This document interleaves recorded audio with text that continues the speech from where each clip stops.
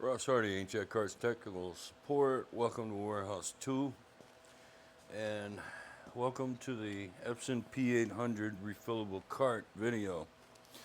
There's only a couple of things you'll need. You will need a bulk ink bottle with a matched OEM matched ink set. You will need a refillable cart. You will need your long 60 syringe with a long needle, because the 60 doesn't really fit down in the bottle good enough to use a short needle. And you will need a priming tip, which is reusable. Now, the cartridge does have a fill port plug. It does have an air pressure port plug, and it has a resettable chip on it. So there's not a lot you're going to need to do other than pull this plug and retain it and pick up 80 milliliters of ink. I recommend 2 pulls of 40.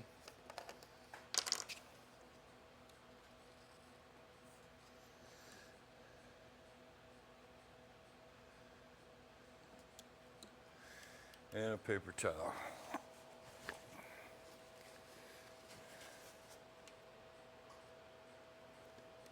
You can always tell where the airport plug is and where the fill port plug is, because the airport plug is usually in a box and the needle will not go in it. As it turns out, your actual fill port plug is installed in the correct position. I do want you to notice what I said in my earlier videos about pulling an exit path priming. I do want you to look at the areas inside that other side of the cartridge where the label is not, that do not have ink in them. And I'll show you the difference after we prime it.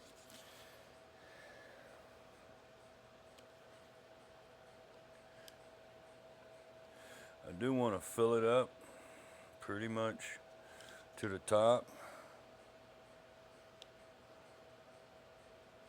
And if you do fill it all the way to the top, try not to make a mess like I just did. If you do make a mess, clean up. Put your fill port plug in as soon as you can.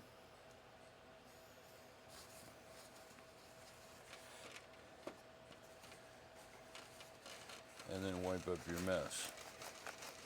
Windex is great for plastic, laminated surfaces, or anybody else that's got a hard coating on it, like metal or ceramics or just about anything.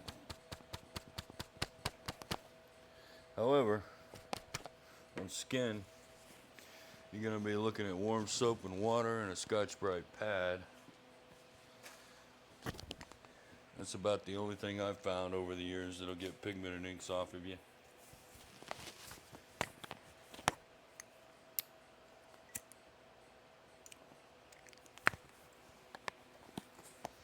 Okay, you will need a new paper towel if you made a mess with the old one, like I did.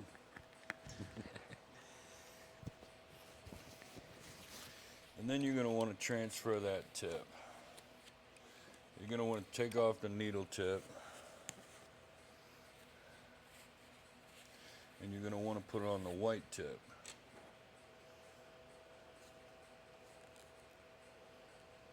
Just like so. Go ahead and put any remaining ink back in your bottle. And then what I want you to do is go ahead and penetrate the cartridge.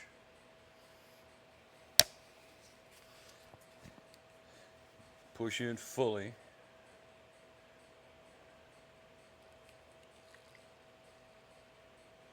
And then go ahead and start sucking. Give it a little angle and then pull away while you're still providing backward pressure on the syringe plunger. Now, you won't see a lot going on in this circle area, but you'll see a lot in the square area. It's very important that you maybe even do it one more time And this time, straight up and down with a slight angle on the needle tip.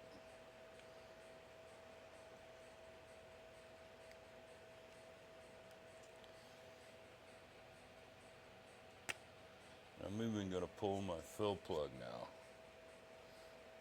And I'm going to suck out a generous amount. And then while I'm still providing backward pressure on this plunger, I'm going to pull away from the cartridge and then just re-inject what I removed.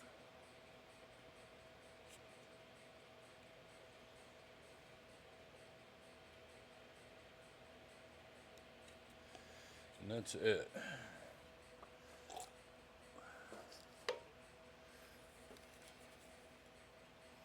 And then I'm going to put my fill port plug back in. And then I'm going to grab paper towel and some Windex if necessary and wipe myself and or the printer up.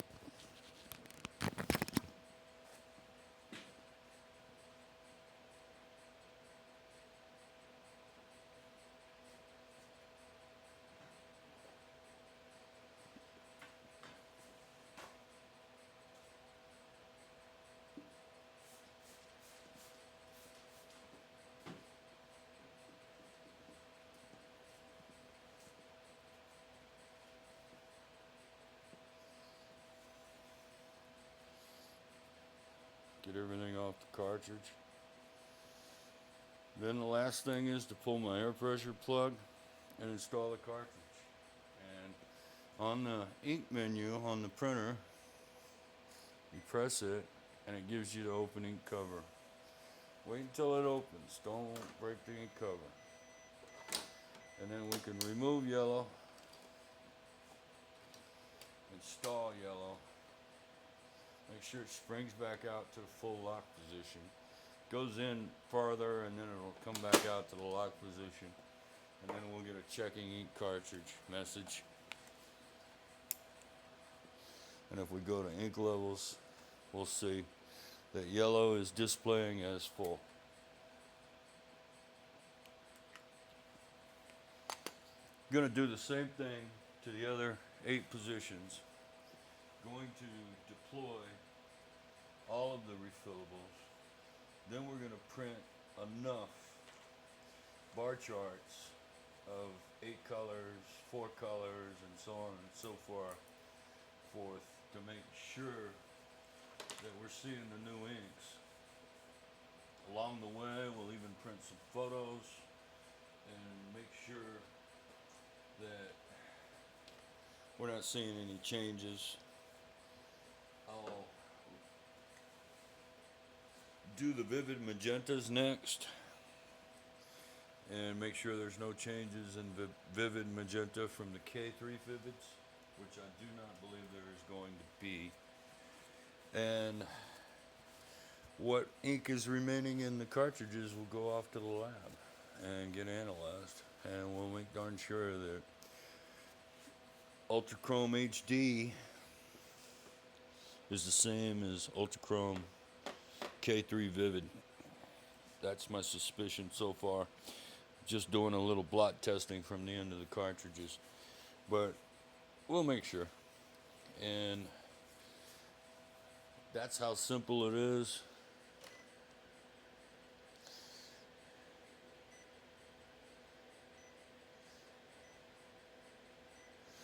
To deploy the China refillable carts of the 80 milliliter size. No modifications to the printer. Load them with a good quality pigment, preferably InkJetCarts Ultrachrome HD, and away you go. Ross Hardy, InkJetCarts technical support. When we come back, we're going to have all the remaining cartridges loaded and in the printer, and we will be in the process of printing bar charts, photos, and other items, just to make sure we get all the lines flushed and everybody is moving ink and nothing's going on. Thanks for your time.